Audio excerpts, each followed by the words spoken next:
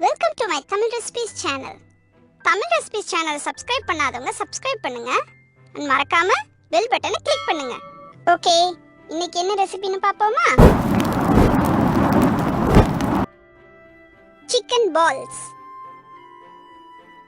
செய்ய தேவையான பொருட்கள்: கோழிக்கறி 1/4 கிலோ, மிளகுத்தூள் 1 டீஸ்பூன், உருளைக்கிழங்கு 1 பெரியது, மிளகாய்த்தூள் 1 டீஸ்பூன், உப்பு, எண்ணெய் தேவையான அளவு, முட்டை 1.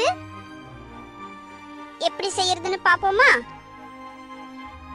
கறிய எலும்பில்லாம எடுத்து ஒரு பாதி வேக்காடு வேக வச்சு எடுத்து வச்சுக்கோங்க.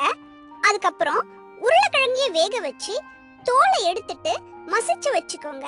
அப்புறம் கறிய மிக்ஸிலயோ இல்ல ஆட்டுக்கல்லையோ போட்டு அரைச்சு எடுத்து வச்சுக்கோங்க. அதுக்கப்புறம் கறி, கிழங்கு, உப்பு, மிளகுத்தூள், மிளகாய்த்தூள், அப்புறம் முட்டை எல்லாத்தையும் போட்டு நல்லா பிசைஞ்சு அதை சின்ன சின்ன பால்ஸா உருட்டி வச்சுக்கோங்க.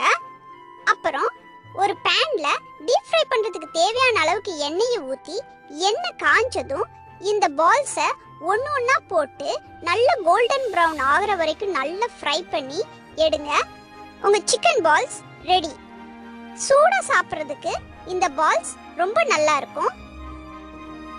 இந்த ரெசிபி உங்களுக்கு பிடிச்சிருக்கும்னு நம்புறேன். பாய் சொல்றதுக்கு முன்னாடி நம்ம தோஸ்து உங்களுக்கு ஒரு கிச்சன் டிப் சொல்றதுக்கு தயாரா இருக்கிறாரு. கேக்குறீங்களா? எல்லாருக்கும் வணக்கம். முழு கோழியா வாங்கினா அதை அடிச்ச உடனேயே இறகுகள்லாம் பிடுங்க ஆரம்பிச்சிடணும். வெந்நீல முக்கி எடுத்தா இறகுகளை ஈஸியா புடுங்கிடலாம்.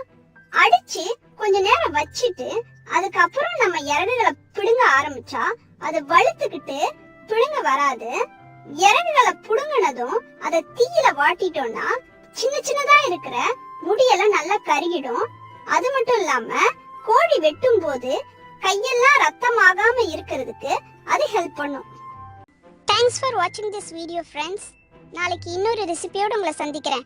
ரெசிபியை உங்க இமேஜினேஷனுக்கு தகுந்த மாதிரி வேரியேஷன்ஸோட ட்ரை பண்ணி பாருங்க.